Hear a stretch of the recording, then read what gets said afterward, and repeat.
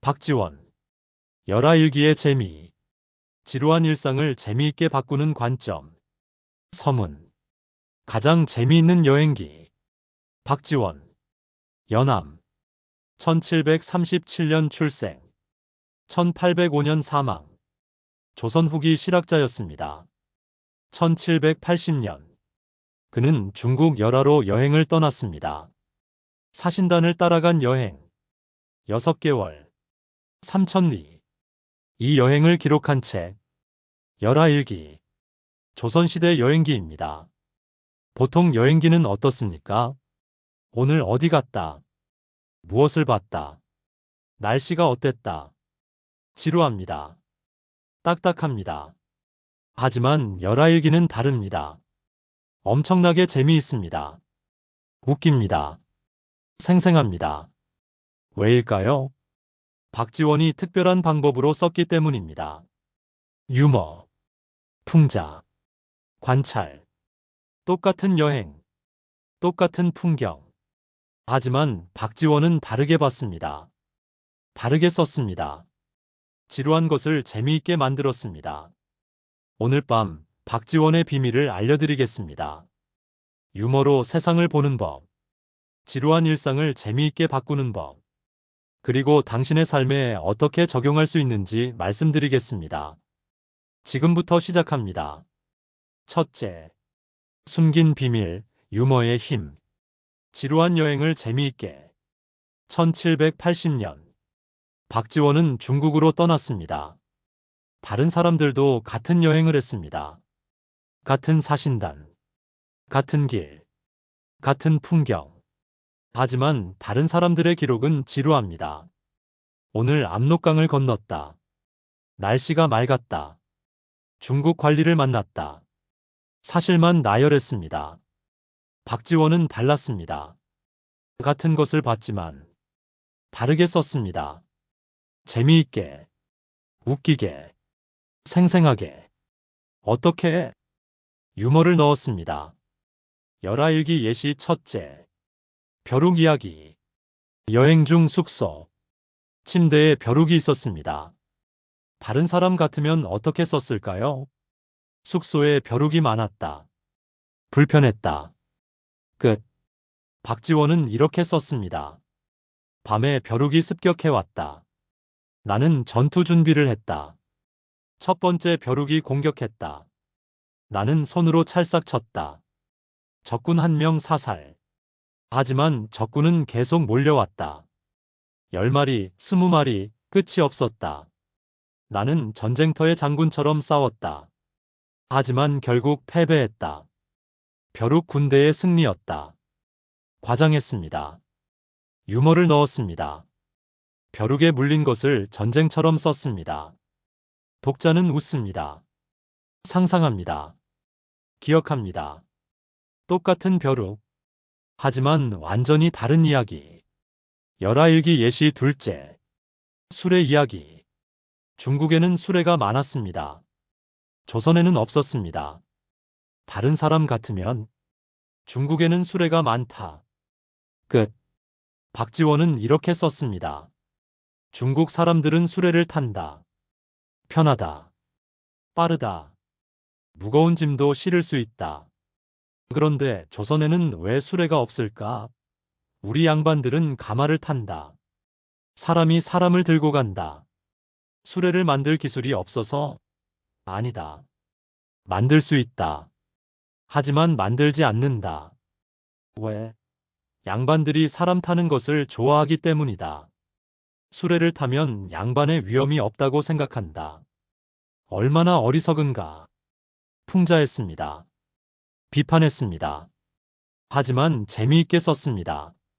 독자는 웃으면서 생각합니다. 정말 그러네. 이것이 박지원의 힘입니다. 유머로 비판. 웃기면서 깨우침. 열하일기 예시 셋째. 거지 묘사. 길에서 거지를 봤습니다. 다른 사람 같으면 거지가 있었다. 끝. 박지원은 이렇게 썼습니다. 거지 1명이 앉아 있었다. 옷은 누더기였다. 하지만 표정은 태연했다. 마치 천하를 얻은 사람처럼 당당했다. 나는 생각했다. 저 거지는 아무것도 가진 것이 없다. 하지만 아무것도 잃을 것도 없다. 나는 많은 것을 가졌다. 하지만 잃을 것도 많다. 누가 더 자유로운가? 어쩌면 저 거지가 나보다 행복할지도 모른다. 관찰했습니다. 생각했습니다. 통찰을 얻었습니다. 독자는 생각합니다. 거지에게서 저런 것을 볼 수 있구나. 박지원의 관점. 박지원은 똑같은 것을 봤습니다. 벼룩, 수레, 거지. 다른 사람들도 봤습니다. 하지만 박지원만 재미있게 봤습니다. 왜? 관점이 달랐기 때문입니다. 벼룩을 보고 다른 사람 불편함, 박지원 전쟁 이야기. 수레를 보고 다른 사람 신기함, 박지원 사회 비판. 거지를 보고 다른 사람 동정, 박지원 철학적 사색. 똑같은 것, 다른 관점. 이것이 박지원의 비밀입니다. 재미있게 보는 눈. 왜 유머였나? 박지원은 왜 유머를 사용했을까요? 세 가지 이유가 있습니다. 첫째, 진지하면 딱딱합니다. 사회 비판을 진지하게 쓰면 조선의 양반 제도는 잘못되었다. 맞는 말입니다. 하지만 딱딱합니다. 재미없습니다. 아무도 안 읽습니다. 하지만 유머로 쓰면 양반들은 사람 타는 것을 좋아한다. 수레보다 사람이 낫다고 생각한다. 얼마나 어리석은가. 웃깁니다. 하지만 메시지는 같습니다. 사람들이 읽습니다. 둘째, 웃기면 기억됩니다. 벼룩에 물렸다는 사실. 누가 기억합니까? 하지만 벼룩과의 전쟁 이야기. 모두가 기억합니다. 유머는 기억에 남습니다. 셋째, 풍자로 비판할 수 있습니다. 조선시대. 양반을 직접 비판하면 위험합니다.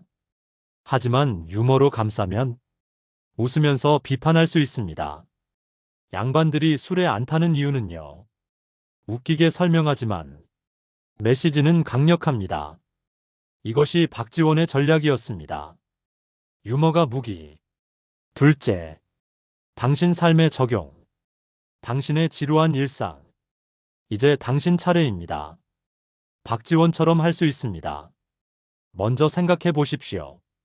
당신의 일상은 어떻습니까? 출퇴근. 매일 똑같은 길. 똑같은 지하철. 똑같은 사람들. 지루합니다. 회의. 매일 똑같은 회의실. 똑같은 안건. 똑같은 이야기. 지루합니다. 일상. 매일 똑같은 루틴. 아침에 일어나서 출근하고, 일하고, 퇴근하고, 자고, 반복. 지루함. 박지원은 똑같은 여행을 재미있게 만들었습니다. 당신도 똑같은 일상을 재미있게 만들 수 있습니다. 어떻게? 박지원처럼. 유머로 보기. 재미찾기. 풍자하기. 세 가지 방법. 방법 첫째. 관점 바꾸기. 출퇴근을 다시 보십시오. 보통. 지하철 타기. 사람 많음. 짜증남. 박지원식. 현대판 인간 관찰 실험장. 모두가 스마트폰만 본다. 옆 사람과 눈도 안 마주친다. 우리는 함께 있지만 혼자다. 아이러니. 똑같은 출퇴근. 다른 관점. 회의를 다시 보십시오. 보통. 회의. 지루함. 언제 끝나나. 박지원식. 권력의 게임 미니 버전. 부장님은 왕. 과장님들은 신하. 모두 눈치 본다. 누가 먼저 말할까? 침묵의 전쟁. 똑같은 회의. 다른 관점.